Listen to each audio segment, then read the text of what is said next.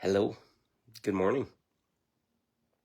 Oh, much examination in the last couple days. I've had some crazy interactions with family, and as I've sat and digested it, I'm starting to realize that I thought I'd cleared this for me, but it has to be cleared from our whole family. Most, whether you're aware or not, have a guiding lineage entity. I don't know how else to describe it. It's a kind of an unenlightened spirit that has lived on and started at some point in our family lineage, whether it was a grandparent, great grandparent, or actually an external entity that came in and took over. But these energies are living on by creating pain and suffering in people, and it's usually attached to a family. So in my experience, I've seen in readings with people, talking to people in other things, that if your great grandmother was raped, it's likely that all the women in that lineage afterwards were raped as a child. Sorry, I meant raped as a child originally. So it's a program that you're kind of preset to. If you think of the term epigenetics basically says that the trauma from our elders, our parents, and everything before is handed down to us. And in shamanism, they basically talk that we are the medicine for 7 generations back and 10 generations forward. So we come into this life carrying all this shit from family members, or what I call lineage trauma, or in a lineage entity is usually at the root of it. And basically you are here to wrap it up. I don't know how else to describe it, but you are here to be the healing energy or the medicine that will clear that trauma, and then it will go forward into your children, your lineage from then on, and will no longer be a controlling wound. Think of it as a program or software even, that let's say your great grandmother was raped as a child, and now she's fearful about sex and carrying that wound, that scared, that whatever, and then she tried to speak out about it, and none of her family would listen, and all these things which created a pain and a wound is being fed off of by some external energy that's basically like I've talked about this before, it's kind of like a sock puppet. It's just like it's got its hand up your ass, and your wound allows you to be low enough vibration that it can put words in your mouth, control your thoughts, and basically, because they cannot create for you, they create beliefs and discomfort inside of you that will basically lead you into having more and more bad situations. So basically your thoughts will be clouded, and you'll make bad choices, and you'll end up choosing the very thing that controlled it, because it knows that person is then controllable and like a sock puppet when they're in their wound. So you'll find in families very similar traumas continue on. So I'm seeing it now where narcissistic tendencies, for example, if a person was raped as a child and they had no control and they thought they're a stupid little person, then the likelihood that they're going to be narcissistic and completely in victim, and the only way that they can get their way is through narcissism. They will promote the shadow of narcissism, but that's their protection mechanism. That's their safety. They can use their emotions and cry and scream and wail and fucking hurt and all this kind of shit as a way of controlling another person. I've seen it. I've seen these things happen in my family. And I don't need to get into details, but when I talk with other people, it's happening all over the place in lots of different families. I see it in my wife's family because I married my mother, which was a similar wound. These lineage entities, I don't know if it's the same entity at the top level or not, but they have got very good at using sexual abuse, wounding, people getting attacked, etc., to basically pervert and confuse people into being wounded so that they can keep them wounded and then cause more wounds in their children and their children's children, etc. And these cycles are drying up.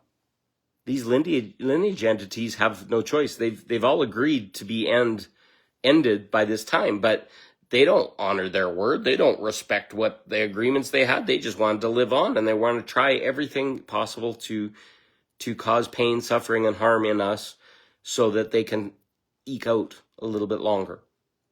But their energy is draining. They're coming into the light. They have no choice. And it may sound scary to have these things in us or whatever, but they're a part of you. They're in your program of what your parents are, what your beliefs are about sexuality, what your beliefs are about money, what your beliefs are about all these things. And that entity basically gets your parents to, or they get to the point where the parents gave it, and then each parent talks about it, and basically they pre-program the same outcome in all their children afterwards. So you don't have the slightest what software is in your head because your parents told you it as truth before you could discern what was truth. So we're now in this awakening stage where these lineage entities or these controllers are no longer empowered, and their stranglehold literally is dissolving. We're getting to see it. We're seeing reflections of it in our family members. We're seeing reflections in it. Some are not going to want to make the choice. They're not going to want to see it. They're not going to. Most of love,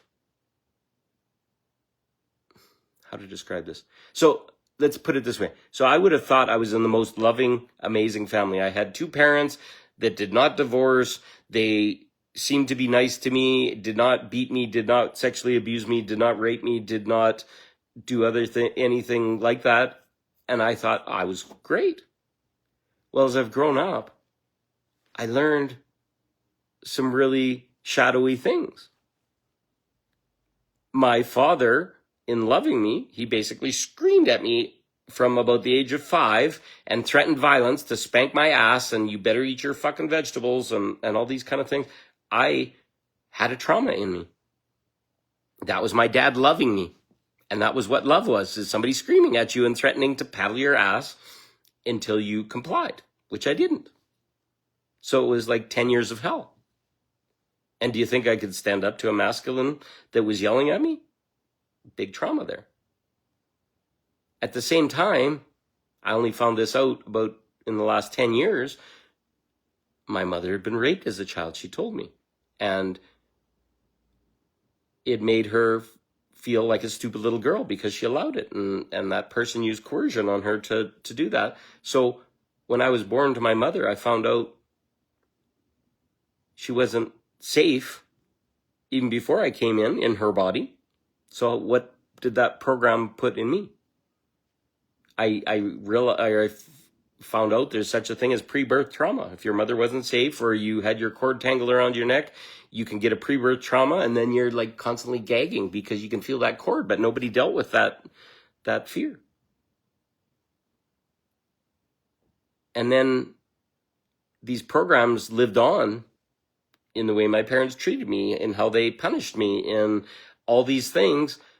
So that perfect childhood, yeah, it didn't have all those deep, dark, scary things, but a father screaming at you at the top of his lungs from 5 years old and forcing you to do something that your whole body is like in complete rejection to is not love. Even though he felt it was love, but that was the way his dad loved him. I've broken this stuff all down. And then I'm seeing these family things are, as our parents are aging and they're getting sick or dementia, which my parents have, there's this push for us to martyr ourselves, to please our parents, to keep them safe, to protect them from everything, traffic and having an accident or keeping them safe or whatever. But what you're going to find out is underneath our typical version of love that our parents gave us, it was a trained or entrained version of codependence. To the family cycle, the family bond or whatever, it's a codependence. It's like a family sticks together, and mine was especially strong because we moved every 2 years. I didn't have friendships outside the family. My dad was in the oil industry and he kept moving up in the world. So those family bonds were ones of codependence. It's like love is you eating your vegetables. Love is you taking care of your sister. Love is helping mom and dad at all costs. Love is flipping over and leaving your tummy exposed when your mother's screaming in emotional hysterics and will not let you, just cries and wails and that kind of stuff. And I see the patterns and behaviors in some of my family members where I can't speak my truth. I'll be talking to my brother and he'll be like shrieking at the top of his lungs. Can I finish? Can I finish? Can I finish? And I'm just seeing some of this stuff. It just flips me over on my back, and then I got to listen to him and I got to let him finish, and his is more important than mine and all this kind of stuff. Only when he gets triggered. So I'm seeing these things. I see my sister that's an exact copy of my mother, and she's hating her ex-husband, and he's the demon, and he's just a little boy. And, oh, he's an awful father, and he does this, and he does that, and everything's twisted into some evilness about him. Does any of this reflect for you? Does any of this show up in your life? Did you marry your mother, your father? I love my mother and father. I see what's playing out in them. They are like sock puppets to their wounding and their pain. And they've created that in all of my family. So everybody is in this codependent loop of let's please each other, let's comfort Christmas, let's enjoy and all this kind of stuff, even when it doesn't serve us. It's just like the claws come in again. It's like, oh, we got to have Christmas dinner together. Oh, we got to have... I had a big craziness. I come every year, now that I've been divorced, I come before Christmas to spend time with my parents. Well, apparently, my sister has booked my parents without communicating or talking or having a discussion about it for both Christmas and New Year's. And they have to be there because the girls who are teenagers now have to wake up Christmas morning and open presents with Grandpa and Grandma. That's like a 5-year-old kind of thing. Do you think a teenage girl wants to get up at 5 a.m. or 6 a.m. and be excited and all this kind of stuff? They want to sleep in. But apparently, my sister gets whatever she wants, is what I felt. And my brother tried to fix it, and he negotiated with her, and I said, I'm coming, and he's like, well, Mel's already booked that. And I'm like, well, nobody told me. And then he told me I was not communicating and all this stuff. All this stuff coming out of the lineage, or the family lineage trauma. And he just basically smashed me. And then it was like, oh, do my mommy and daddy love me? And do all this kind of stuff. And I triggered, but I stood in integrity, reflecting what I saw. And my brother didn't like that because there's a portion of that lineage entity living on in him through direct connection with my mother, through direct connection with my sister, who are firmly still being held by that past entity inside them. And there's nothing wrong with these people. They just don't know any better. They are replaying old traumas over and over and over again and putting it in their life. And so this entity can live off of their anger, discomfort, fear. There's a million different things. Luckily, I live a long ways away from it. So I want you, this isn't craziness. This is truth. And I'm sharing it so that you can have some insight into your own. You're about to go into Christmas season and you're going to see this stuff. And you're going to be asked to rise above it. If you're the one with the medicine for this, you're going to be asked to clear it. You're going to have to see it, and you're going to have to be direct and respond to it. Because if you flip over and just expose your tummy and please mom again and let her whine and cry and dissolve, you're going to propagate that. Somebody's came to be the medicine. Your mother came to be the medicine for her lineage, but she wasn't successful at it if you're still having to deal with it. So you're the one.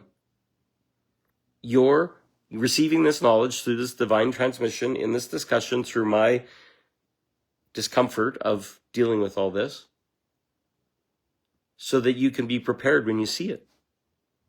And you're going to say, holy cow, there's codependence going on here. There's this going on. My mother's a narcissist. The dad's this, and I have to prove, and I have to please, and I'm still a little boy with my parents, or a little girl. Because it's time to be free.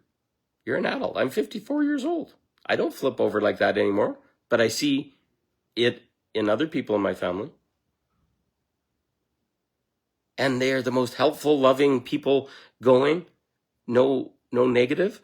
They just have a program running and they don't know that it's there. And I risk my own relationship to reflect this. But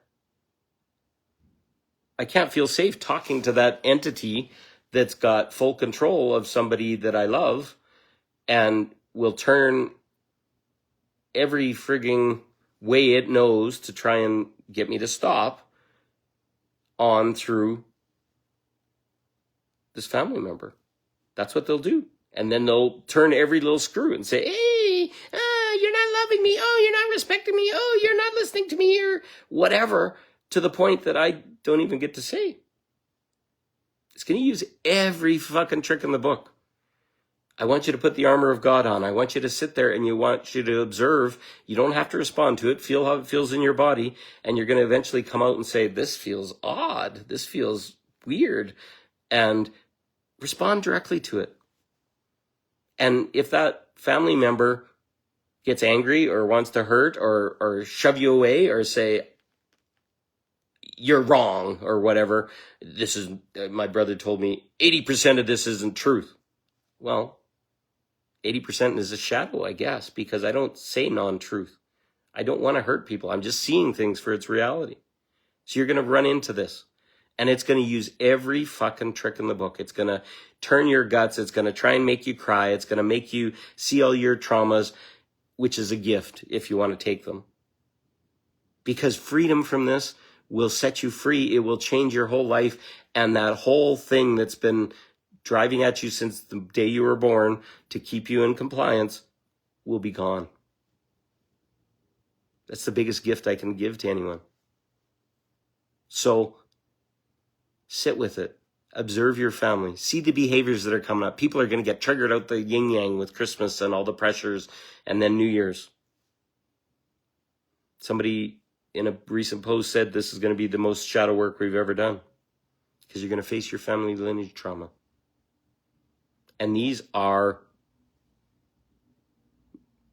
entities, energies, just call them energies. Just imagine that somebody that was negative and didn't go back to the light at the time of their death.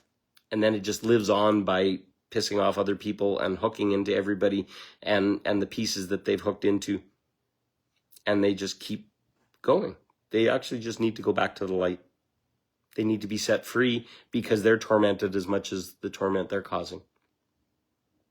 And maybe they have that lineage entity of their own, and God knows it goes back to one or two entities in all of humanity and all of mankind, but we're basically closing up the loop so we can be free, and it's going to set our family free, and it's going to set all that codependence free, and everybody's going to open in a new light.